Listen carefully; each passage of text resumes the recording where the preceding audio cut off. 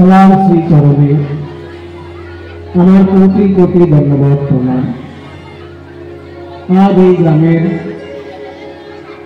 এই সুন্দর মন্দির প্রাঙ্গণে আমরা সকলে সমবেত হয়েছি ভুবন মঙ্গল হরি সংকীর্তনের রস আস্বাদন করার জন্য। এই গ্রামের সকলের ঐকান্তিক প্রচেষ্টায় এই সুন্দর হরি সংকীর্তনের উৎসব এখানে উদযাপিত হচ্ছে। বিশেষ করে কীর্তন গানে যিনি সঙ্গে রয়েছেন আমাদের উদয় ভানু দাদা, তার পিতামাতার স্মরণে এই কীর্তন গানে তিনি সহযোগিতা করেছেন। তার পিতা হলেন শ্রী অনাদিনাথ আচার্য মহাশয় এবং মা হলেন সুরুচি দেবী। মাতা পিতা দুজনেই পরলোক গমন করেছেন। তাদের স্মৃতির উদ্দেশ্যে তাদের আশীর্বাদ কামনা করে এই হরি সংকীর্তনে তিনি সঙ্গে রয়েছেন। ভগবানের কাছে প্রার্থনা করি সকলের ঘরে ঘরে শান্তি বর্ষিত হোক।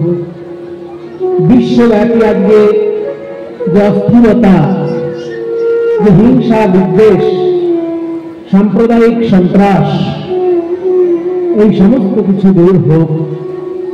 কারণ আমাদের ভারতবর্ষের মুনি ঋষি বলেছেন যে শোনো মানুষ, তুমি নিজের নিয়ে যতই ভেদাভেদ করো, তোমরা সবাই কিন্তু সেই এক ঈশ্বরের সন্তান।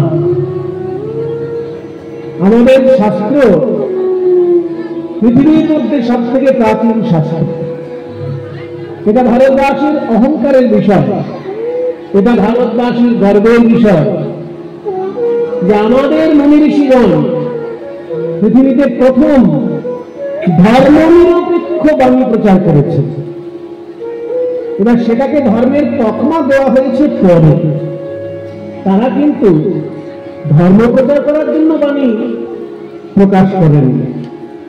তারা ঈশ্বরের কাছে যে বাণী পেয়েছেন সেটা উচ্চ কণ্ঠে ঘোষণা করেছেন। এবার পৃথিবীর কিছু লোক সেটাকে একটা ধর্মের ছাপ মেরে দিয়েছে মাত্র, ও হিন্দু ধর্মের ব্যাপার।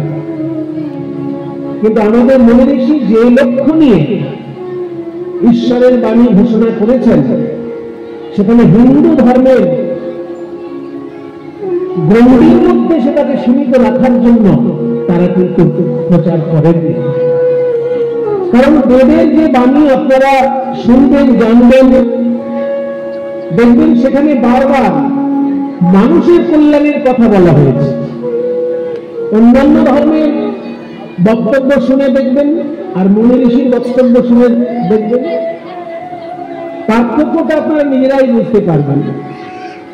ইসলাম ধর্মের ধর্মপ্রচারক যিনি হবেন, তিনি দেখবেন ইসলাম ধর্মের লোকেরা ভালো থাক আর সব লোকেরা চলে যাক, এরকম একটা বক্তব্য পেশ করেন। খ্রিস্টান ধর্ম নিয়ে যারা কথা বলেন তাদেরও সেই একই কাণ্ড।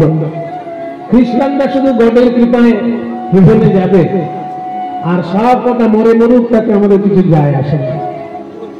কিন্তু সনাতন ধর্মের মুনি ঋষিগণ কখনোই বলেনি যে শুধু হিন্দুরা সুখে থাক আর সব লোক চলে যাক।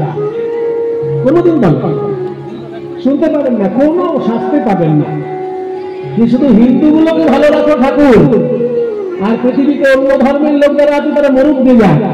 এই বাণী আমাদের কোন মুনি ঋষি বলেন। তার প্রমাণ আমি এখনই দেব। দেখুন, ঋগ্বেদ থেকে একটি মন্ত্র বলছি, যেখানে বলা হচ্ছে ভদ্রং করণে বিষ্ণুয়াম দেবঃ, ভদ্রং করণে বিষ্ণুয়াম দেবঃ, ওম ভদ্রং পশ্যেম অক্ষভির্যত্রাঃ,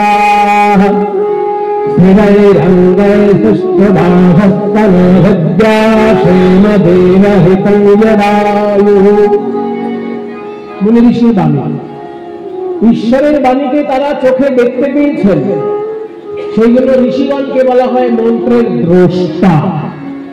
মন্ত্রের স্রষ্টা হলেন ঈশ্বর আর তারা হলেন দ্রষ্টা। ঈশ্বরের বাণী তারা নিজেরা যেমন উপলব্ধি করেছেন তেমন ঘোষণা করেছেন। কি বললেন? ওম ভদ্রায় পশ্যেম অক্ষহির্যত্রা। ভদ্রং, ভদ্র মানে কি বলেন না? ভদ্রলোক মানে সভ্য লোক। যে সভ্য সংস্কৃতির সঙ্গে যুক্ত তাকে বলে ভদ্রলোক, আর যে অসভ্য সংস্কৃতির সঙ্গে যুক্ত তাকে বলে ছোট লোক। সোজা হিসেবে যে সভ্য সংস্কৃতির সঙ্গে যুক্ত তাকে বলা হয় ভদ্রলোক, আর যে অসভ্য সংস্কৃতির সঙ্গে যুক্ত। অসভ্য সংস্কৃতি কেমন? গালিগালাজ দিয়ে কথা বলা, প্রত্যেক কথার আগে একটা করে গালিগালাজ জুড়ে দেওয়া, এগুলো অসভ্য সংস্কৃতি। চলতে ফিরতে রাস্তাঘাটে দেখতে পাবে না যে কথা বলতেই পারে না গালিগালাজ ছাড়া, এরকম বহু লোক আমি দেখেছি। যে সারাদিনে 10টা গালিগালাজ না করলে তার যেন পেটের ভাত হজম হয়। এগুলো অসভ্য সংস্কৃতি। এও এক সংস্কৃতিই বটে, তবে অসভ্য সংস্কৃতি। তাহলে অসভ্য সংস্কৃতির সঙ্গে যারা যুক্ত তারা ছোট লোক, আর সভ্য সংস্কৃতির সঙ্গে যারা যুক্ত তারা ভদ্রলোক। মনে ঋষিগণ বলছেন, আমাকে যদি তুমি এই পৃথিবীতে মানুষ করে পাঠাও, আমি যেন সভ্য সংস্কৃতির ভালো ভালো জিনিস দুই নয়ন ভরে দেখতে পাই। ওম ভদ্রং পশ্যেম অক্ষহির্যত্রা। ওম ভদ্রং কর্ণেভিঃ শৃণুয়াম দেবাঃ। প্রথমে বলছে ভদ্রং কর্ণেভিঃ শৃণুয়াম দেবাঃ, আমরা যেন কানে ভালো কথা শুনতে পাই। ভদ্রং মানে ভালো, কর্ণেভিঃ মানে কানের দ্বারা। বুঝলেন? বৈদিক যুগের সংস্কৃত আর পরবর্তীকালে সংস্কৃতির পার্থক্য কি, এইটা শুনলে বুঝতে পারবে। কর্ণাভ্যাম বলা হলো না, কর্ণেভিঃ মানে বহু বচনে দাঁড়াচ্ছে, তাও নরের সঙ্গে এই শব্দের বৈদিক ব্যাকরণ, এ কিন্তু পাণিনি ব্যাকরণ এখানে কাজ করছে না। এখানে পাণিনির ব্যাকরণ কাজ করছে না, কারণ পাণিনির ব্যাকরণ হলে এই সংস্কৃতটা হতো ভদ্রং কর্ণই শৃণুয়াম দেবাঃ। ক মধ্যেন্নয় রেফ ঐকা, তাই না? নরেন নরাভ্যাম, তারপর নরই। নর শব্দ মনে পড়ছে? ক্লাস 7-এ পড়েছিলেন সংস্কৃত। একটু মাটি গর্ত খুঁড়ে খুঁড়ে পূর্ণ সংস্কৃতটা মনে করুন। নর নর নরা, নরম নর নরা, তারপরে নরেন নরাভ্যাম নরই। তাহলে নরই হতো, পাণিনির ব্যাকরণ যদি হতো তাহলে শব্দটা হতো কর্ণই। ওম ভদ্রং কর্ণেভিঃ, কিন্তু কর্ণই বলা হলো না, কর্ণেভিঃ। এই ভিটা কখন আসে? মুনি শব্দের কাছে, মুনি শব্দতে আসে মুনিভিঃ। মুনির ক্ষেত্রে ভি শব্দটা লাগে, কিন্তু কর্মতে লেগে গেল। এটা হচ্ছে বৈদিক ব্যাকরণের এইগুলো বিষয়। পাণিনির ব্যাকরণ ওখানে কাজ করছে না। পাণিনির ব্যাকরণ অনেক পরবর্তীকালে, বৈদিক সাহিত্যের অনেক পরবর্তীকালে পাণিনির ব্যাকরণ। তাই এখানে যে ব্যাকরণটা সেটা পাণিনির অনেক আগে। ওম ভদ্রং কর্ণেভিঃ শৃণুয়াম দেবাঃ। কান যখন দিয়েছো, ভালো কথা শোনার সুযোগ করে দিয়ে থাকো। কত সুন্দর প্রার্থনা দেখো। এখানে বলা হচ্ছে যে শুধু হিন্দুরা যেন ভালো কথা শোনে আর সব যেন মন্দ কথা শুনে মরে, কখনো না। প্রতিটি মানুষের জন্য প্রার্থনা, হিন্দু হোক, মুসলমান হোক, খ্রিস্টান হোক, বৌদ্ধ হোক, যে ধর্মের লোক হোক, যে জাতের লোক হোক, সকলের জন্য প্রার্থনা যে ভদ্রং কর্ণেভিঃ শৃণুয়াম দেবাঃ। তুমি যখন আমাদেরকে কান দিয়েছো ভগবান, এই কান দিয়ে যেন ভালো কথা শোনার সুযোগ পাই সেই ব্যবস্থা করে দিও। কান আছে অথচ ভালো কথা শোনার সুযোগ নেই, সেই তার থেকে কানের দুর্ভাগ্য আর কিছু নেই। কান তো ছাগল গরুরও আছে, তাদের তো বড় বড় কান। আমার কানের থেকে গরুর কান আরো অনেক বড়, গরুর কানের থেকে হাতির কান আরো বড়। কিন্তু গরু আর হাতি ওরা কি শাস্ত্র বাক্য শুনে তার মানে বুঝতে পারবে? ওরা কি রামকৃষ্ণ কথামৃতে যা লেখা আছে বুঝতে পারবে? ওরা কি চৈতন্য চরিতামৃতে যা লেখা আছে বুঝতে পারবে? আপনি যদি একটা বাংলা কবিতা শোনেন, সকালে উঠিয়ে আমি মনে মনে বলি সারাদিন আমি যেন ভালো হয়ে চলি, এটা আপনি কানে শুনলে বুঝতে পারলেন যে কবিতাটা কি বলছে। কিন্তু একটা গরুর কানের কাছে যদি এটা বলা হয়, সকালে উঠিয়ে আমি মনে মনে বলি আমি যেন সারাদিন ভালো হবো, গরু কি বুঝলো? গরু ভাবলে এটা আমায় খেতে দিল, ওইগুলো কিছু বলছে। তাহলে গরুরও কান আছে, আমার থেকে বড় কান ওদের, হাতির কান আরো বড়। কিন্তু কানের ক্ষেত্রে হাতি আর গরুর মধ্যে কোনো পার্থক্য নেই, কারণ তারা শুধু খাবার কোথায় আছে সেইটা খুঁজে বেড়াচ্ছে, ভালো বাণী কোথায় আছে সেটা বোঝার মতন ক্ষমতা তাদের হয়নি, কারণ তারা পশু, আমি মানুষ। তাই আমাকে যখন মানুষের কান দিয়েছ, ভালো ভালো বাণী শোনার মতন সুযোগ করে দিয়ে ঠাকুর, তা নাহলে ওই গরু আর হাতির মতো শুধু কান নিয়েই জন্মতে হতো, কানের কোনো সার্থকতা হতো না। ভদ্রং করণে বিশ্বয়ামদেবা, ভালো কথা যেন কান ধরে শুনতে পায়। ভদ্রং পশ্যেম অক্ষভির্যত্রা, ভালো জিনিস যেন দুই নয়ন ভরে দেখতে পাই। দুটো চোখ যখন দিয়েছ, মন্দ জিনিস দেখার জন্য অনেক সুযোগ থাকে, ভালো জিনিস দেখার জন্য সুযোগ বড় কম। তাই ভালো জিনিস যেন দেখতে পাই, এই দুই নয়ন ভরে। আরো কি স্থিরে রঙ্গে পুষ্পভাহস্তনভজ্ঞাসেন দেবহিতৈয়দায়ু, স্থিরে রঙ্গে মানে সুস্থ শরীরে, পুষ্পবাংশ তোমার স্তব গান যেন গাইতে পারে। তার মানে সুস্থ শরীরে প্রাণ ভরে যেন তোমার গুণগান গাইতে পারি। ভগবান তুমি আমায় কি দাওনি? তুমি কি দাওনি আমায়? আকাশ ভরা সূর্য তারা দিয়েছ, নদী ভরা মিষ্টি জল দিয়েছ, মাঠ ভরা ধান দিয়েছ, গাছ ভরা ফুল ফল দিয়েছ, কি দাওনি আমায় তুমি? ওই জন্য সুস্থ শরীরে যেন প্রাণ ভরে তোমার গুণগান গাইতে পারি। পুষ্পভাহস্তনোহে, এরপর বলছে কি ব্যাসেন দেবহিতৈয়দায়ু, ব্যাসেন মানে ভোগ যেন করে যেতে পারি। কি ভোগ করে যেতে পারি? দেবহিতৈয়দায়ু, মাইক কিছু করে নেবে, ওই যে ভুল করে একটা আওয়াজ হচ্ছে।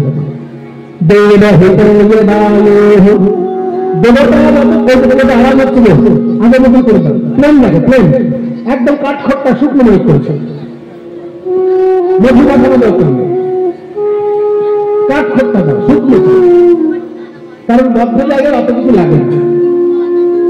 তাহলে দেবহিতৈয়দায়ু মানে দেবতাগণ আমার জন্য যতটুকু আয়ু নির্দিষ্ট করেছেন সেইটুকু যেন ঠিক ঠিক কাজে লাগাতে পারে। মায়েরা, এইসব কথাগুলো যদি আমরা শুনে মেনে চলতে পারি না, এই একটা নরজন্মই যথেষ্ট, একটা নরজন্ম যথেষ্ট। যদি মনে ঋষির কথা ঠিক ঠিক কানে যায় আর সেটা যদি কেউ মেনে চলে। বলছে দেবতাগণ আমাকে যতটুকু আয়ু দিয়েছে আমি তার বেশি আয়ু চাই না।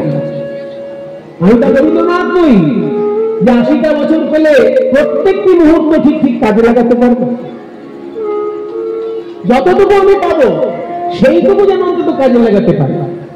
অল্প আয়ু কাজে লাগিয়েছেন কারা? ভারতবর্ষে বড় বড় মুনি, বড় বড় মহাপুরুষ জন্মগ্রহণ করেছেন, যারা অল্প আয়ুতেই সারা পৃথিবী কাঁপিয়ে দিয়েছে। তাদের মধ্যে একজন হচ্ছেন স্বামী বিবেকানন্দ। স্বামী বিবেকানন্দের বুড়ো বয়সের ছবি দেখেছেন কোথাও? জীবনে দেখতে পাবেন না, পাবেন না। অল্প বয়সে তিনি চলে গিয়েছেন। ৪০টা বছর তার জীবনের পরিপূর্ণতা লাভ করেন। ৬৩ সালে জন্মগ্রহণ করেছেন আর ১৯০২ সালে বিদায় নিয়েছেন। যদি ৩ সাল হতো তাহলে ৪০টা বছর কমপ্লিট। ১৮৬৩-তে জন্ম নিয়েছেন স্বামী বিবেকানন্দ, ৬১-তে রবীন্দ্রনাথ, ৬৩-তে বিবেকানন্দ। রবীন্দ্রনাথের থেকে বিবেকানন্দ ২ বছরের ছোট। তিনি জন্মগ্রহণ করলেন ১৮৬৩-তে আর মৃত্যুবরণ করলেন ১৯০২ খ্রিস্টাব্দে, মানে ৪০ বছরও কমপ্লিট নয়। আমার তো ৫০ বছর কমপ্লিট হতেছে। 40 বছরও কমপ্লিট করতে পারেননি, কিন্তু পৃথিবীকে শিক্ষা দিয়ে গেলেন বেদান্ত দর্শন। যেসব আমেরিকার লোক বেদান্তের বড় বুঝতো না, তাদেরকে বেদান্ত দর্শন অক্ষরে অক্ষরে বুঝিয়ে দিয়ে তবে আমেরিকার লোকেরা আর পৃথিবীর অন্যান্য দেশের উচ্চশিক্ষিত লোকেরা ভারতবর্ষের শাস্ত্র সাহিত্যকে পিছিয়ে থাকা জাতির একটা অকেজ সাহিত্য বলে মনে করত। কিন্তু স্বামী বিবেকানন্দ তাদেরকে বুঝিয়ে দিলেন যে তোমাদেরকেও যারা শিক্ষা দিয়েছেন সেই সব মুনি ঋষির বংশধর আমরা। বেদান্ত দর্শন বুঝিয়ে দিলেন সারা পৃথিবীকে স্বামী বিবেকানন্দ ওই 39 বছরের মধ্যে। ভাবতে পারা যায়? চৈতন্যদেব 50 বছর সম্পূর্ণ করতে পারেননি, চৈতন্য মহাপ্রভু 50টা বছর কাটাতে পারেননি এই পৃথিবীতে। 48 বছরের মধ্যে তাকে পরলোক গমন করতে হয়েছে। যে চৈতন্যদেব ছাড়া বাংলার সংস্কৃতি অসম্পূর্ণ। অসিত বন্দ্যোপাধ্যায় বলেছেন বাংলা সাহিত্যের ইতিহাসে যে বাঙালি জাতি যদি কোনোদিন চৈতন্যদেবকে ভুলে যায় সেদিন বাঙালি জাতির আত্মহত্যা ঘটবে। যদি কোনোদিন এমন সৌভাগ্য আসে যে বাঙালি চৈতন্যদেবকে ভুলেই যায়, তাহলে জানতে হবে সেদিন বাঙালি জাতির আত্মহত্যা ঘটছে। কারণ বাঙালি জাতির হৃদয় নিয়ে যদি কেউ বিশেষ করে সুন্দর সাহিত্য সঙ্গীত এই পৃথিবীতে ঘোষণা করে থাকে বা তাকে উজ্জীবিত করে থাকে, সে হচ্ছে প্রেমের ঠাকুর গৌরাঙ্গ মহাপ্রভু। যে গৌরাঙ্গ মহাপ্রভু ছাড়া আমরা চলতেই পারি না, ফিরতে পারি না। বিশুদ্ধ সঙ্গীত, বিশুদ্ধ বৈষ্ণব ধর্ম, বিশুদ্ধ বৈষ্ণব দর্শন সবকিছুর প্রাণ পুরুষ গৌরাঙ্গ মহাপ্রভু। কিন্তু তিনি 48 বছর মাত্র বেঁচে ছিলেন। কাজেই ভগবানের কৃপা উপলব্ধি করতে গেলে 100 বছর আয়ু দরকার তা নয়, যেটুকু আয়ু পাচ্ছি সেটুকু যেন ঠিক ঠিক কাজে লাগাতে পারি, এই হলো মুনি ঋষির বাণী। কত বড় কথা! তার উদাহরণ আমাদের মহাপুরুষগণ। স্বামী বিবেকানন্দ 40 বছর সম্পূর্ণ করতে পারেননি, চৈতন্যদেব 50 বছর সম্পূর্ণ করতে পারেননি, আর 40 বছর সম্পূর্ণ করতে পারেননি আরো একজন বড় মহাপুরুষ। সারা ভারতবর্ষের সনাতন ধর্ম যিনি নতুন করে প্রাণ সঞ্চার করেছিলেন তিনি হলেন শঙ্করাচার্য। তাকে পরলোক গমন করতে হয়েছে মাত্র 32 বছর বয়স। ভাবতে পারেন 32 বছর বয়সে লোকে গিন্নি নিয়ে মানে কি বলে হনিমুনে যাওয়ার জন্য ব্যস্ত থাকে। আর সারা ভারতবর্ষে সনাতন ধর্মের একেবারে ভিত্তিপ্রস্তর প্রতিষ্ঠা করে গেলেন শঙ্করাচার্য পাদ, মাত্র 32 বছর বয়স। 32। এনারা হচ্ছেন আমাদের জীবনে এগিয়ে যাওয়ার বড় বড় আদর্শ। এনাদের আমরা চিনি না, জানি না, জানতে চাই না, সেটা আমাদের মূর্খামি, সেটা আমাদের দুর্ভাগ্য। তাই মুনি ঋষিগণ বলছেন, হে ভগবান, ছাগল গরুরও কান আছে, আমারও কান আছে, কিন্তু আমার কান দুটো যেন ভালো কথা শুনতে পারে সেই সুযোগ করে। আমার চোখ যেন ভালো জিনিস দেখতে পারে সেই সুযোগ করে দিও। সুস্থ শরীরে প্রাণ ভরে যেন তোমার গুণগান গাইতে পারি সেই সুযোগ করে দিও। আরো একটা কথা বললেন যে যতটুকু আয়ু আমায় দেবতাগণ দিয়েছেন আমি তার বেশি চাই না, কিন্তু সেইটুকু আয়ু যেন প্রতিটি মুহূর্তে আমি কাজে লাগাতে পারি। এত সুন্দর বাণী আমাদের দেশের ঋষিগণ বলেছেন। এটা কি শুধু হিন্দু ধর্মের লোকের জন্য? ইসলাম ধর্মের লোক যদি এই কথা মেনে চলে তার জীবন ধন্য হয়ে যাবে। খ্রিস্টান ধর্মের লোক যদি এই কথা মেনে চলে তার জীবন ধন্য হয়ে যাবে। বৌদ্ধ ধর্মের লোক যদি এই কথা মেনে চলে, শিখ ধর্মের লোক যদি এই কথা, যে কোনো ধর্মের লোক হোক, যে কোনো জাতির লোক হোক, কথাটা প্রতিটি মানুষের জন্য লিখেছে। আমাদের গর্ব, আমাদের অহংকার যে পৃথিবীতে সব থেকে প্রাচীন ধর্মশাস্ত্র এই বেদ, আর সেখানে এই কথা ঘোষণা করলেন মুনি ঋষিরা। তাই আজকে আমাদের সুযোগ হয়েছে সুস্থ শরীরে প্রাণ ভরে ভগবানের গুণগান করার, এবং দুটি কান যখন ঈশ্বর দিয়েছেন সেই কানে কিছু ভালো কথা সংগ্রহ করে বাড়ি নিয়ে যাওয়া এবং জীবনে সেটা প্রতিফলিত করা। আজকে দেখি গৌরাঙ্গ মহাপ্রভু কি করছেন। প্রথমে দেখবো গৌরাঙ্গ মহাপ্রভু কি করছেন, তারপরে দেখবো শ্রীকৃষ্ণ লীলায় কোন লীলা আস্বাদিত হতে চলেছে।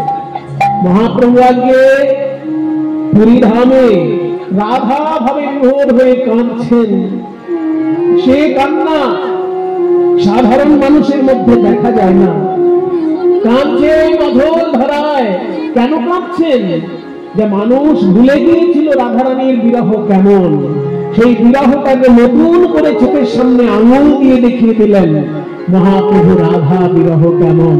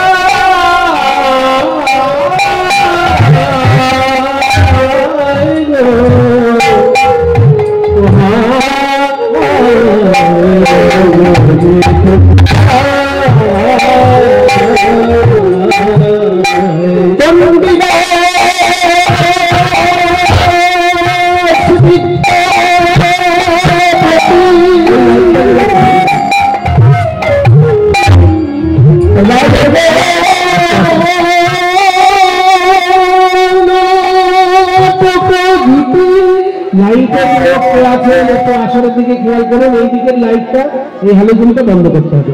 এদিকে প্রচুর ভক্ত আছেন, তারা দেখতে পাচ্ছেন না, তাদের অসুবিধা হচ্ছে খুব। লাইটের লোকে আছেন, এদিকে হেল্প বন্ধ করতে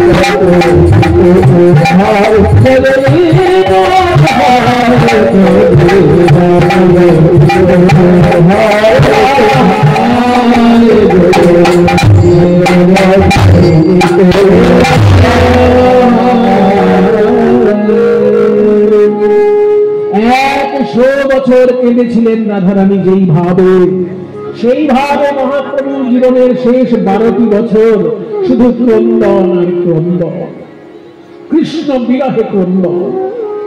একদিনের বর্ণনা পদকর্তা দিচ্ছেন। একটা সাধারণ লোক সমুদ্রে স্নান করে জগন্নাথ মন্দিরে প্রণাম করতে যায়। জগন্নাথ মন্দিরে প্রণাম হলে তারপর খাওয়া দাওয়া করে কাজ করতে চলে যায়। যেহেতু একেবারে সাধারণ লোক, বেশি শাস্ত্র বোঝে না, আর বোঝার সময়ও নেই তার কাছে, সেই জন্য এইটুকু সে বুঝে নিয়েছে 24 ঘন্টার মধ্যে একবার অন্তত ঠাকুরকে ডাকা উচিত। 24 ঘন্টার মধ্যে তো আর বারবার সময় পাবে না, তাই স্নান করার পর খাবার আগে ওই যে সময়টা সমুদ্রে স্নান করে জগন্নাথ মন্দিরে প্রণাম করে বাড়িতে গিয়ে খাওয়া দাওয়া করবো। এই সমুদ্রে স্নান করা আর জগন্নাথের মন্দিরে প্রণাম, এই যে সময়টুকু যারা পুরীধামে গেছেন বা যাবেন তারা জানুন যে পুরীধামে সমুদ্রের তীর থেকে জগন্নাথের মন্দির প্রায় 2 কিলোমিটার রাস্তা। যেখানে স্বর্গদ্বার শ্মশান আছে ওইখান থেকে একটা রাস্তা জগন্নাথের মন্দিরের দিকে যাচ্ছে। ওই রাস্তাটার ধারেই কিন্তু সেই মন্দির যে মন্দিরে মহাপ্রভু বিরাজ করতেন। তাই যে লোকটি সাধারণ গোছের লোক সমুদ্রে স্নান করে জগন্নাথ মন্দিরে প্রণাম করে তারপর খাওয়া দাওয়া করে কাজে চলে যায়, ওই যে সারাদিনের মধ্যে আর সময় পাবে না। তাই সমুদ্রের তীর থেকে জগন্নাথ মন্দির পর্যন্ত রাস্তাটা যখন হেঁটে যায় কারোর সঙ্গে কথা বলে না, কারোর সঙ্গে কথা বলে না, শুধু কৃষ্ণ নাম করতে করতে যায়। কারণ 24 ঘন্টার মধ্যে আর আমি ঠাকুরকে ডাকতে পারবো না, এইটা সে যাবে। তো ওই যে রাস্তাটার ধারেই মহাপ্রভু মন্দির, আর মহাপ্রভু তখন রাধা ভাবে ডুবে আছে। ওই যে লোকটি কৃষ্ণ নাম গাইতে গাইতে যাচ্ছে, তার সেই কৃষ্ণ নামের সুর যখনই মহাপ্রভুর কানে পৌঁছেছে অমনি মহাপ্রভু ছুটে এসে বললেন তার পায়ের কাছে,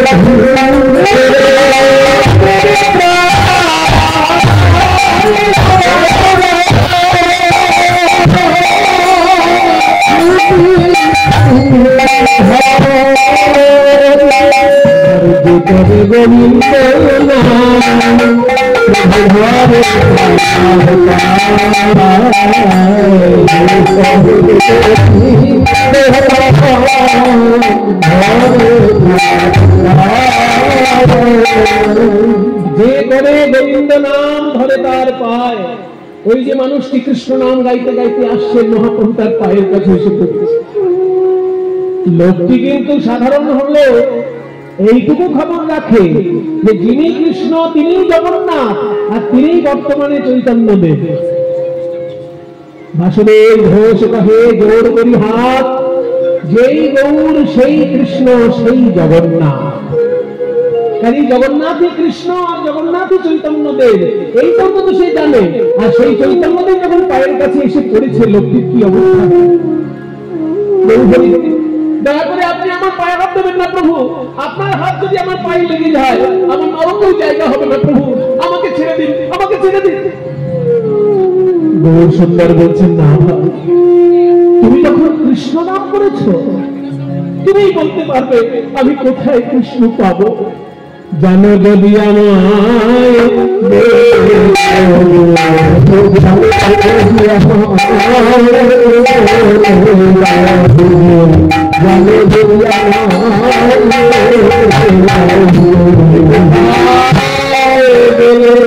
পাবো পাবো, জানো যদি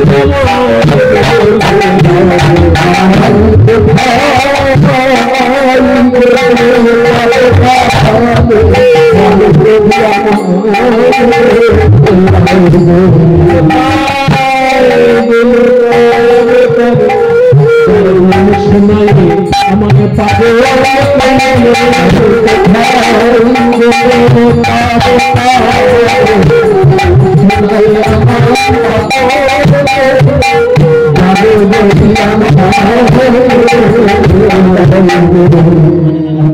গোরা চাঁদের মনে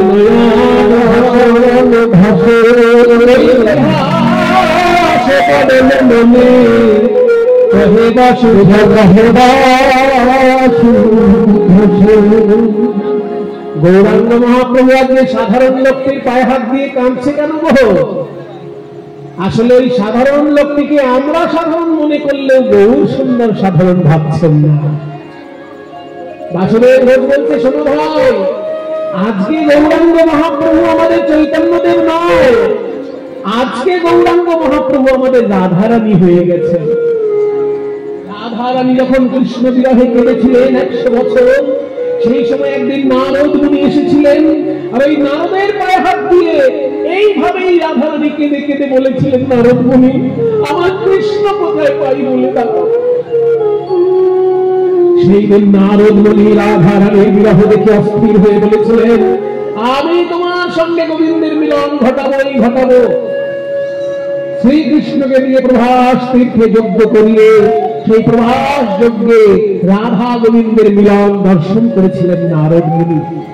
আজকে সেই ঘটনা মহাপ্রভুর মনে পড়েছে, তাই সাধারণ লোকটিকে নারদ মুনি মনে করে আর নিজেকে রাধারানী মনে করে ওই সাধারণ লোকটির পায়ে হাত দিয়ে প্রভাস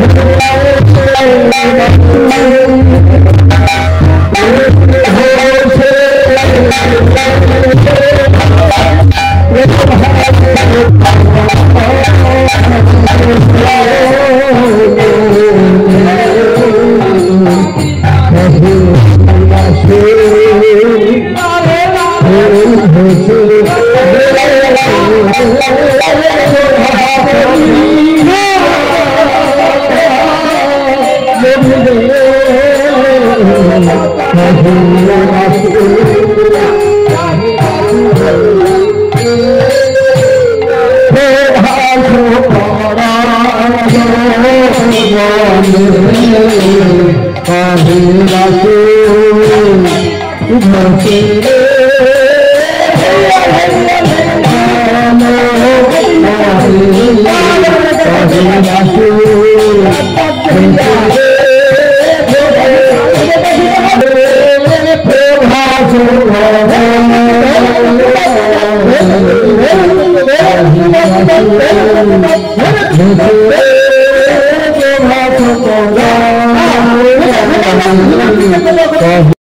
বৃন্দাবনে যাই, স্বামী বিবেকানন্দের একটি প্রিয় ভজন গাইব বৃন্দাবনে যাবার পথে।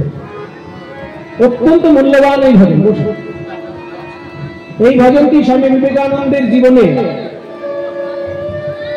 তার ভাবনার মধ্যে একটা পরিবর্তন এনেছিল। স্বামী বিবেকানন্দ খুব কঠোর ব্রহ্মচর্যের সাধক ছিলেন। তাদের যখন তার অল্প বয়স ছিল, খুব সুন্দর দেখতে ছিলেন, তো সুপুরুষ সুঠাম গঠন ছিল। তো জানলা খুললেই একজন মহিলা বারবার তাকাতেন স্বামী বিবেকানন্দের বাড়ির দিকে।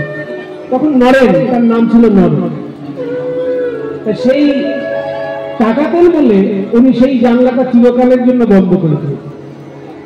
এত কঠোর ব্রহ্মচর্যের সাধক ছিলেন। তারপর যখন সারা পৃথিবী কাঁপিয়ে দিলেন, আমেরিকায় গিয়ে বেদান্ত দর্শনের ধ্বজা উড়িয়ে বেদান্ত দর্শন সারা পৃথিবীতে ঘোষণা করলেন। তারপর সারা ভারতবর্ষে তার শিষ্য ছিল। রাজস্থানের একজন রাজা তার শিষ্য হয়েছিল। আর আপনারা জানেন, রাজস্থান চিরকালই পণ্ডিত প্রধান জায়গা। রাজস্থান আর পাঞ্জাব, এই দুটো রাজ্য ভারতবর্ষের মধ্যে খুব গুরুত্বপূর্ণ রাজ্য। কারণ এই দুটো রাজ্য বিধর্মীদের সঙ্গে যত লড়াই করেছে, আর কোন রাজ্য অত লড়াই করেছে। কারণ পশ্চিম থেকে যতবার আক্রমণ হয়েছে, ওই রাজস্থান পাঞ্জাবের উপরেই আগে আক্রমণ হয়েছে। কারণ ওদেরকে জয় করে তবে তো উত্তরপ্রদেশ আসতে হবে। উত্তরপ্রদেশ আসবে, তারপর তো বিহারে আসবে। বিহারে আসবে, তারপর তো বাংলায় আসবে। তাই বাঙালিদের যদি লড়াই করতেও হয়, অনেক পরে করেছে। প্রথম যে লড়াইয়ের ধাক্কা, সেটা পাঞ্জাব আর রাজস্থান সব থেকে বেশি সহ্য করেছে এবং জয়ও করেছে। অনেক লড়াই তারা জয় করেছে। একদিকে তাদের যেমন ক্ষত্রিয় শক্তি, তেমনি আর একদিকে ব্রাহ্মণ পণ্ডিতদের বিরাট পাণ্ডিত্যের দেশ ওই পাঞ্জাব, রাজস্থান, ওই সব জায়গায়। তো সেইখানকার রাজা স্বামী বিবেকানন্দের শিষ্য হয়েছিলেন। তো স্বামী বিবেকানন্দ সেই রাজবাড়িতে বেড়াতে এসেছিলেন বলে রাজা মনে মনে ভাবলেন যে আমার গুরুদেবকে আমি কি করে খুশি করব। ওনাকে তো পয়সা করে দিয়ে খুশি করা যাবে না, ওনাকে ভোগ বাসনা দিয়েও খুশি করা যাবে না। সুন্দর খাবার, সুন্দর বিছানা, এসব তো সন্ন্যাসীকে খুশি করার জিনিস নয়। তবে আমাদের গুরুদেব স্বামী বিবেকানন্দ সন্ন্যাসী হলেও উনি কিন্তু গান বাজনা খুব ভালোবাসেন। এই গান বাজনা যেহেতু ভালোবাসেন, সারা দেশের তখন সর্বশ্রেষ্ঠ বাইজি ময়নাবাই, তার গানের ব্যবস্থা করলেন রাজা। এবার ময়নাবাই যেহেতু ওই এলাকার সব থেকে বড় গায়িকা ছিল, ময়নাবাই বাইজি, তিনি এসে গান গাইবেন রাজসভায়। কিন্তু স্বামী বিবেকানন্দ যেহেতু ব্রহ্মচর্যের কঠোর সাধক, তাই তিনি ভাবলেন আমি নারী কণ্ঠে গান শুনবো না। এইটা যদি কোনো পুরুষ গাইত, ধ্রুপদ গাইত, আমি নিশ্চয়ই শুনব। স্বামী বিবেকানন্দের ধ্রুপদ খুব প্রিয় সঙ্গীত ছিল। আর উত্তর ভারতের প্রায় সব রাজ্যে ধ্রুপদ গাওয়া, তাই ধ্রুপদ গাইলে আমি শুনতাম। কিন্তু নারী একজন গাইবে, ও শুনব। এই ভেবে স্বামী বিবেকানন্দ উপরে উঠে চলে, মানে দুতলার ঘরে চলে গেলেন। এই যে স্বামীজি দুতলার ঘরে চলে গেলেন, তখন সেই ময়নাবাই মনে মনে ভাবলেন যে এতদিন রাজা জমিদারকে গান শুনিয়েছি, আজকে ভাবলাম একজন বিশ্ববিখ্যাত সন্ন্যাসী আমার গান শুনবেন। কিন্তু গান শোনার আগেই তো উনি আমাকে অবজ্ঞা করে চলে গেলেন। তো কি আর করবো, দেবতা গ্রহণ করুন বা না করুন, আমি আমার পূজার ডালি সাজিয়ে রাখি। এইভাবে বাইজি গান শুরু করে দিল। স্বামীজির উদ্দেশ্যেই গাইছে, কিন্তু স্বামীজি উপরে চলে গেছে, দুতলার ঘরে গেছে। বাইরের ভাবটা হচ্ছে এই যে দেবতা গ্রহণ করুন বা না করুন, আমি আমার পূজার ডালি সাজিয়ে রাখি। এইভাবে গানটি যখন ধরে ফেলেছেন বাইজি, এই সেই গান সুরদাসের লেখা একটি ভজন। আর এই ভজনের কথাগুলি এত গুরুত্বপূর্ণ যে স্বামী বিবেকানন্দ আর দোতলার ঘরে বসে থাকতে পারলেন না, ওখান থেকে নেমে এসে বাইজির সামনে বসে গানটি শুনেছিলেন এবং শোনার পর বাইজিকে সম্মানিত করেছিলেন। এই সেই গান। প্রভুজি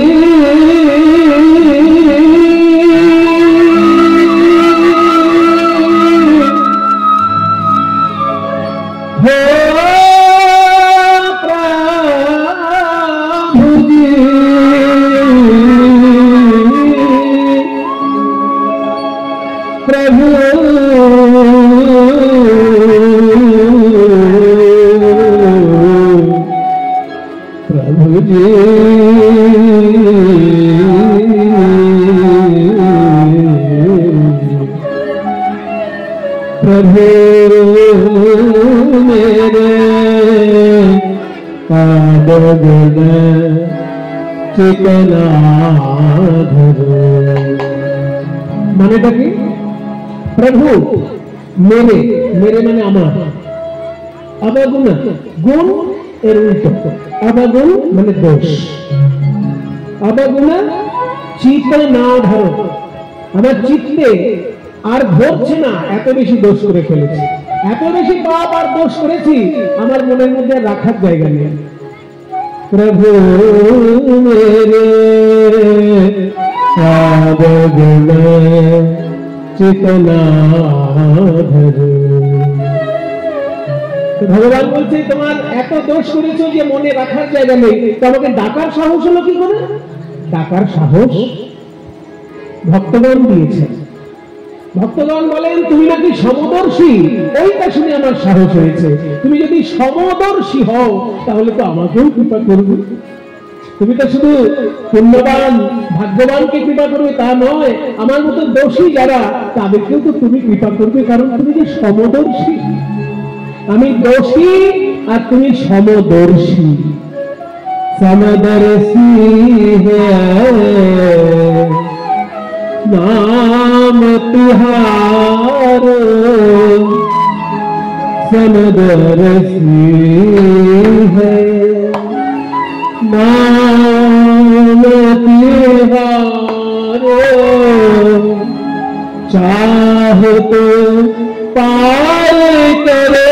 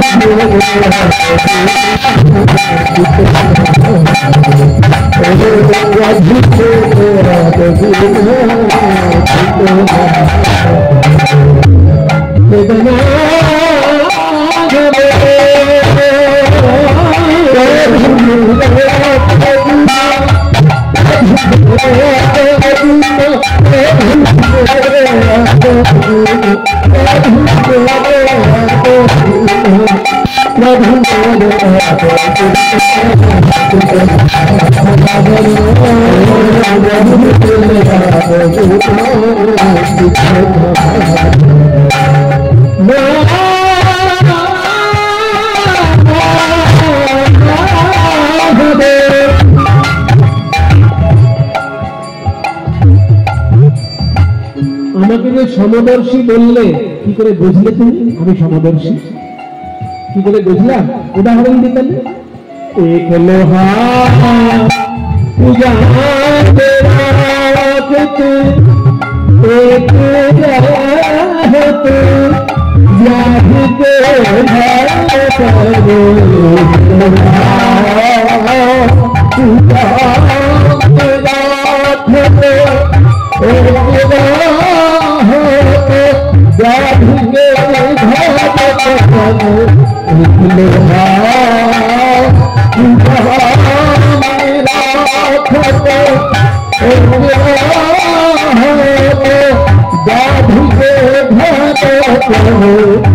लोहा पूजा में रखत एक लोहार कटारी পুজোর মন্দিরে আছে ঠাকুরের ফল কাটছে আর একটা লোহার কাটারি মাংসের দোকানে আছে নির্বিচারে জীব হত্যা করছে তাহলে একটা কাটারি পুজোর মন্দিরে ফল কাটছে আর একটা কাটারি নির্বিচারে জীব হত্যা করছে মাংসের দোকানে তাহলে দুটো কাটারি যদি পরশ পাথরের কাছে যায় পরশ পাথর কি বলবে আমি শুধু মন্দিরের কাটারিটাকে সোনা করব আর ওই মাংসের দোকানের কাটারিকে সোনা করব না পরশ পাথরের কাছে পৌঁছতে পারলে মন্দিরের কাটারিও সোনা হবে আর ওই ব্যাধের কাটারিও সোনা হয়ে যাবে एक रहत व्याध के घर पर तारक के मन बिखरा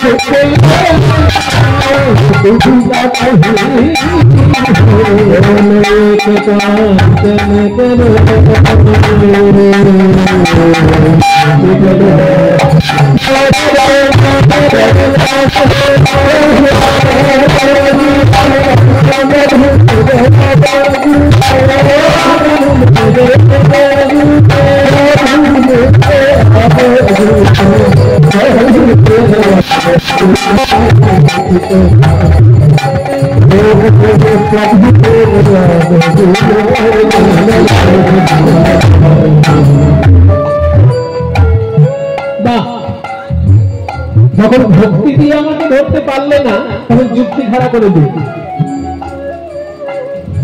যেমন পরশ পাথর মন্দিরের কাটারিকেও শোনা করে মাংস দোকানের কাটারিকেও শোনা করে পরশ পাথর সমদর্শী তো পরশ পাথরের সৃষ্টিকর্তা তো আমি তাই আমিও সমদর্শী এই একটা তুমি যুক্তি খাড়া করে দিই কিন্তু এমন একটা উদাহরণ দিলে যেটা কেউ চোখে দেখেনি পরশ পাথর কেউ চোখে দেখেছে যে গাইছে সেও দেখেনি আর যারা শুনছে তারাও দেখেনি সেই উদাহরণ দেওয়ার মানে কি যেটা চোখেই দেখা যায় না এমন একটা উদাহরণ দাও যে চোখে দেখবে লোকে মিলিয়ে নেবে তবে তো উদাহরণটা পাকাপোক্ত উদাহরণ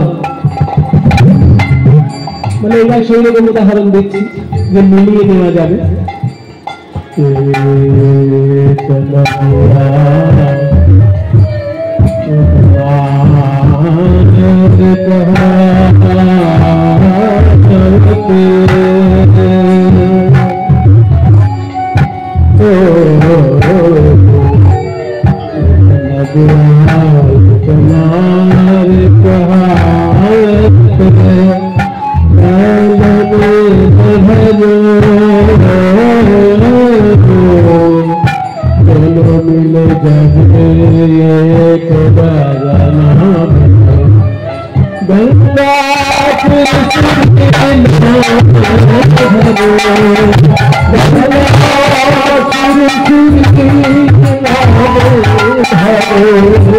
উদাহরণ দেওয়া হলো এমন একটা এবার যে সবাই মিলিয়ে নিতে পারবে এক নদিয়া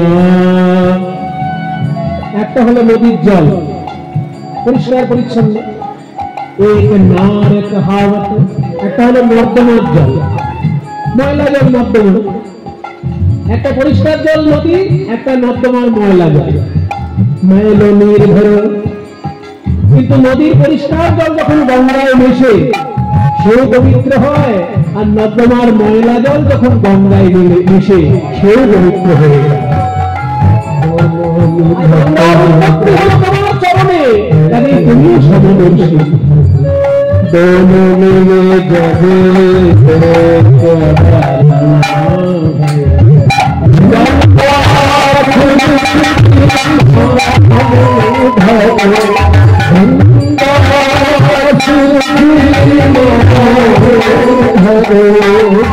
ঠিক তেমনি আমি হলাম জীবাত্মা, তুমি হলে পরমাত্মা। ভেদাভেদ সাধারণ লোকের কাছে, তোমার কাছে তো কোনো ভেদাভেদ নেই। বোকা লোকেরা ভেদাভেদ করে, পণ্ডিতের কাছে কোনো ভেদাভেদ থাকে না। আছে যারা বোকা তারা ভেদাভেদ করে। যেমন যে বোকা সেভাবে জল আলাদা, বরফ আলাদা, ধোঁয়া আলাদা। কিন্তু যে পড়াশোনা করেছে সে কি বলবে জল, ধোঁয়া আর বরফ আলাদা জিনিস? এগুলোর অবস্থার পরিবর্তন মাত্র। একটা বায়বীয়, একটা তরল আর একটা কঠিন, তিনটেই হচ্ছে জলের তিনটে রূপ। ওই বিশ্লেষণ করলে তিনটের মধ্যেই হাইড্রোজেন আর অক্সিজেন পাওয়া যাবে। H2O জলের যে রাসায়নিক গঠন সেটা কিন্তু ওই তরল জলেও পাওয়া যাবে, কঠিন জলেও পাওয়া যাবে, মানে বরফেও পাওয়া যাবে। সেই জন্য পণ্ডিতের কাছে কোনো পার্থক্য, বোকা লোকের কাছে ভেদাভেদ পার্থক্য, পণ্ডিতের কাছে কোনো পার্থক্য নেই। আর তুমি নাকি পণ্ডিত, তুমি তো স্বামী বিবেকানন্দ, তাহলে তুমি যদি পণ্ডিত হও তুমি কেন ভেদাভেদ করবে?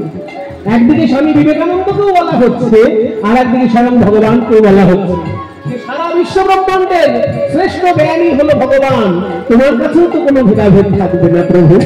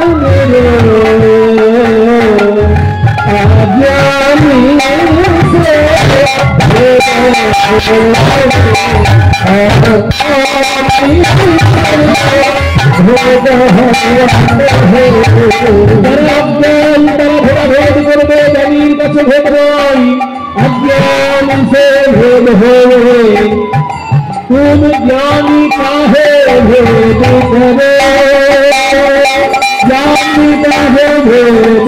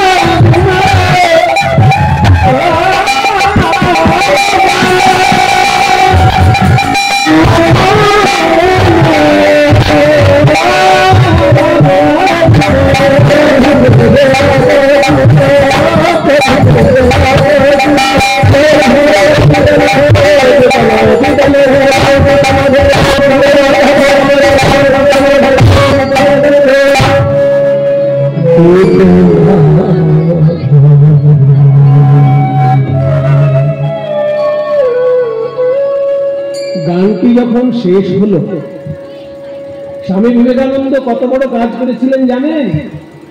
নিজের মাথার পাগড়িটা খুলেছিলেন। ওই মাথার পাগড়িটা খুলে বাইজির কাছে হাত জোর করে বলেছিলেন যে এতদিন আমার ভিতরে ভেদাভেদ ছিল, যে আমি সন্ন্যাসী, আমি ডাক্তার গান শুনবো না, কিন্তু তোমার এই গান শোনার পর আমার সব ভেদাভেদ দূরে গেল। আজ থেকে আমি প্রকৃত সন্ন্যাসী হলাম।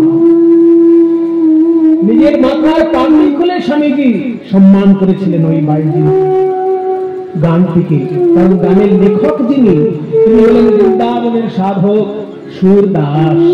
তার দুটি চোখ ছিল না, কিন্তু তার জ্ঞানের নেত্র ছিল, তার ভক্তির নয়ন ছিল।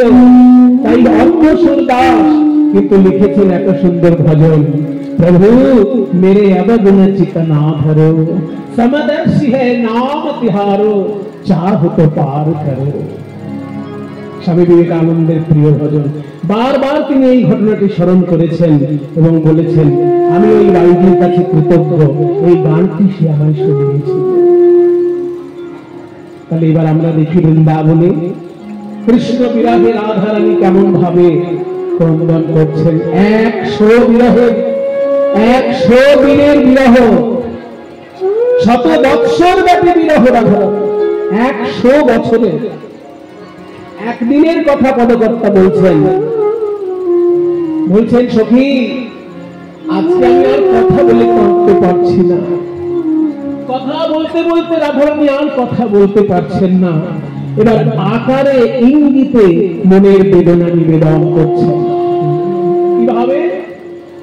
একটি পাথরের টুকরো কুড়িয়ে নিয়ে বৃন্দাবনের কোমল মৃত্তিকায় প্রাণ গোবিন্দের চিত্র অঙ্কন করছেন। পাথরের টুকরো দিয়ে মাটিতে ছবি আঁকছে। মায়েরা কিছু মনে করবেন না, যেসব মায়েরা স্বামীকে হারিয়েছেন, তাদের জীবনে যদি কখনো দুঃখের কোনো ঘটনা ঘটে, তাহলে সেই স্বামীর ছবির কাছে গিয়ে দুঃখ প্রকাশ করে জানা, ও আজকে যদি তুমি সশরীরে এই সংসারে থাকতে, তাহলে কি এই দিন আমাকে দেখতে হতো? ঠিক তেমনি ভাবে রাধারানী শ্রী গোবিন্দের ছবি এঁকে, নিজে হাতে কৃষ্ণের ছবি এঁকে সেই চিত্রের কাছে মনের দুঃখের কথা নিবেদন করছেন। কিভাবে ছবিটি আঁকছেন? পদকর্তা বলছেন, কৃষ্ণ কৃষ্ণ বলে কাঁদে বাহু তুলি, বলে বধূ গেল কোথা। এখানে বধূ বয় চন্দ্রবিন্দু ধয় হস্য। বাংলা ভাষার বেশ মজা। ব ভয় দীর্ঘ, বধূ মানে স্ত্রীলোক, আর বয়ে চন্দ্রবিন্দু ধয় হস্য, বধূ মানে বন্ধু। বলে বধূ গেল কোথা, চন্দ্রবিন্দু যুক্ত ধয় হস্য। মৃত্তিকায় উপরে স্বামীর মূর্তি আঁকিয়া তার সঙ্গে কহে কথা,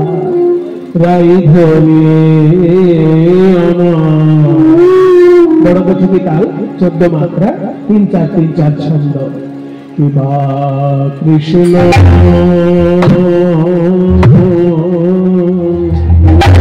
কৃষ্ণ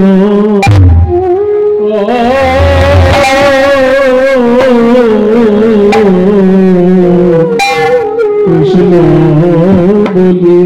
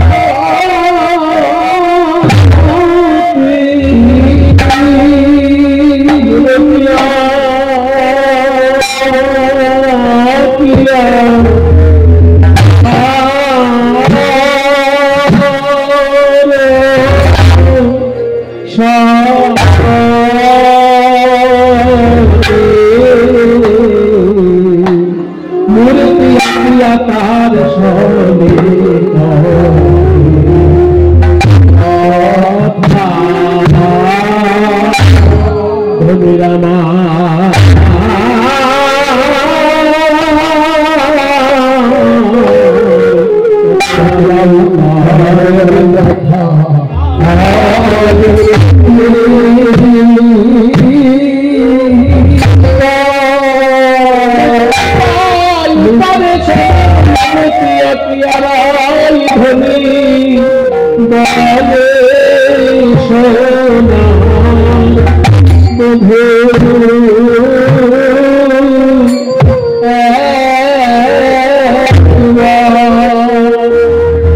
একবার কথা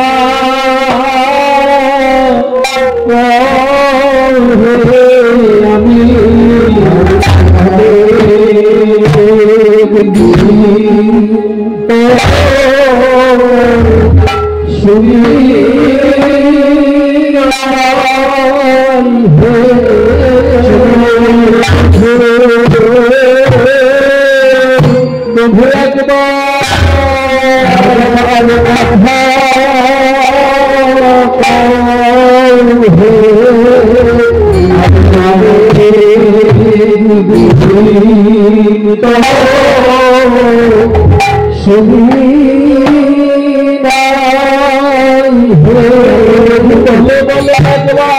কথা বলে কথা বলে কথার কথা নয়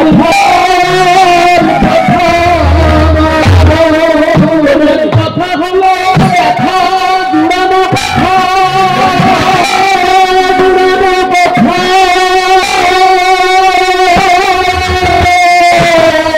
কৃষ্ণের মধুর বাণী অমৃতের তার প্রবেশ নাহি যে শ্রবণে তার প্রবেশ নাহি যে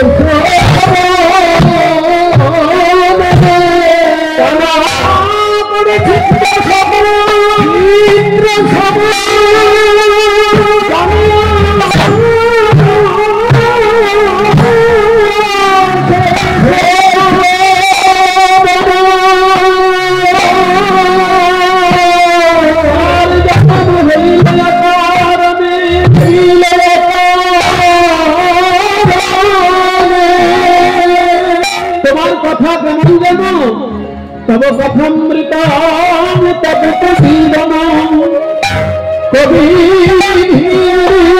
तब तलब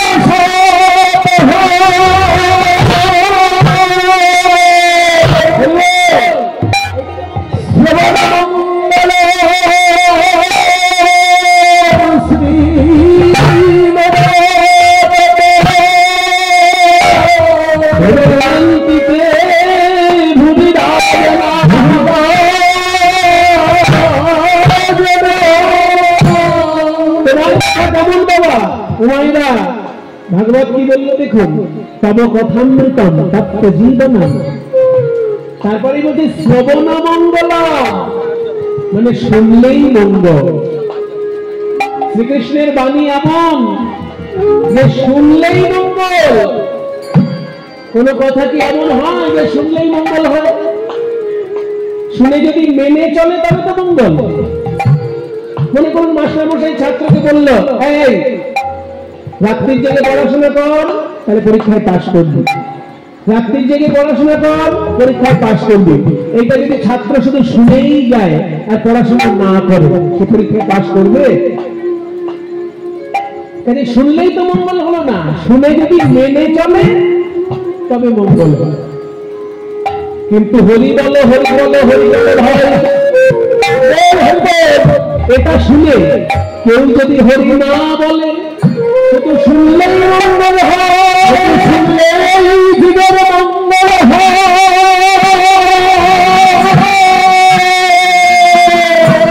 আর কৃষ্ণ বাণী শুনে যদি কেউ মেনে চলে তাহলে একদিন কৃষ্ণের চরণ পায়, কৃষ্ণের চরণ পায়। চাঁদ মুখের মধুর বাণী অমৃতের তরঙ্গিনী আমি অনেক দিন শুনলাম মনে বলে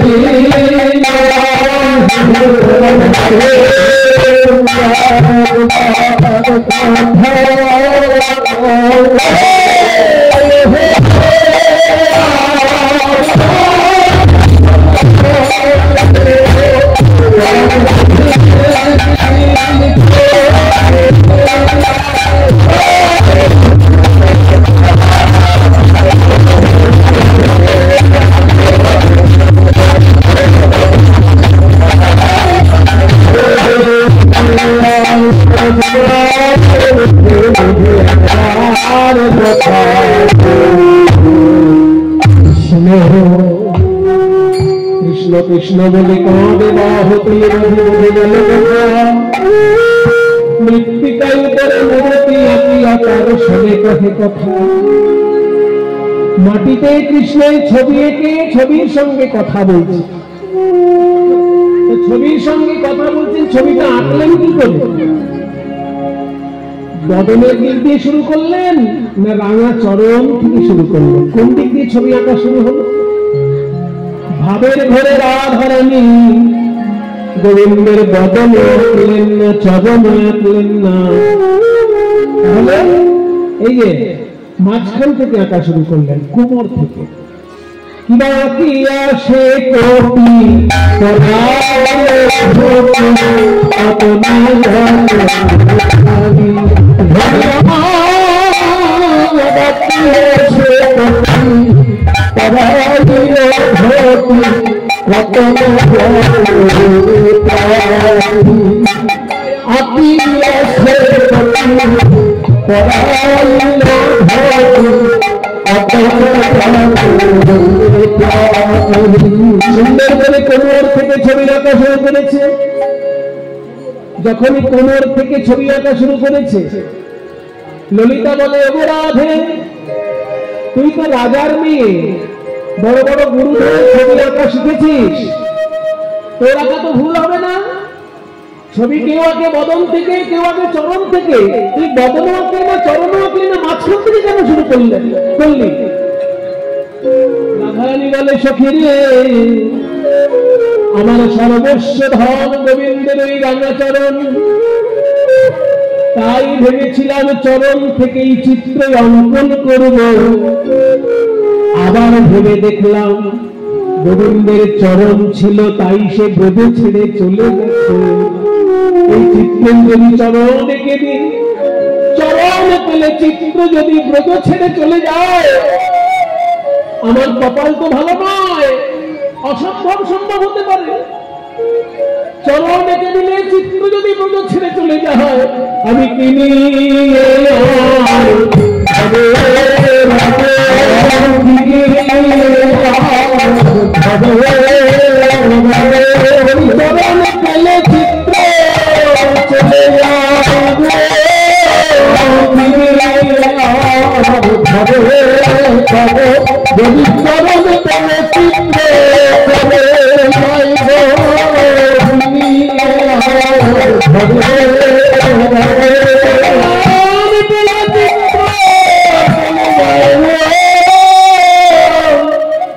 অভাগিনীর কপাল ভালো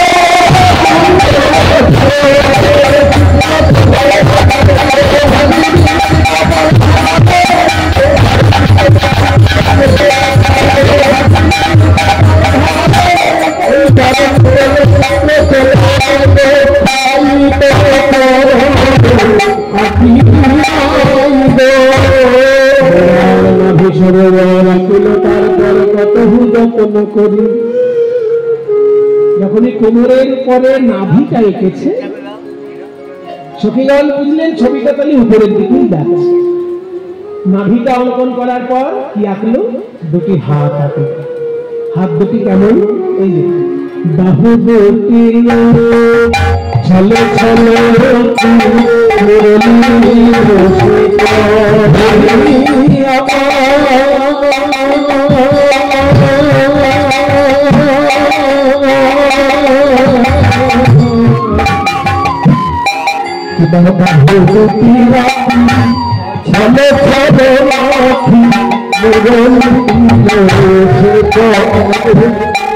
হাতে হাতে বাঁশি ধরিয়ে দিয়েছে, হাতে বাঁশি বলে তেমন করে বাঁশি বাজাও, করে বাঁশি বাজাও, তেমন করে বাঁশি বাজাও।